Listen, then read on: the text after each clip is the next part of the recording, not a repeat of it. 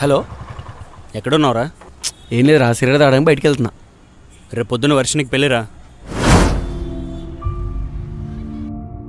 మొన్నెవడో ఇన్స్టాగ్రామ్లో ఈ రోజుల్లో అమ్మాయిలందరూ బేబీ మూవీలో వైష్ణవిలా, RX100 మూవీలో ఇందులా వాడుకుని వదిలేసే వాళ్ళే ఉన్నారంటే తిట్టుకున్నా.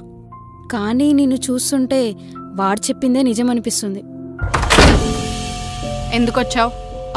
నీ పెళ్లి క్యాటరింగ్ పనులు నాకే అప్పచెప్పారు. అందుకే అందరికి దగ్గరుండి నోట్లో పెడదామని వచ్చిన. ఏంటి బెదిరిస్తున్నావా?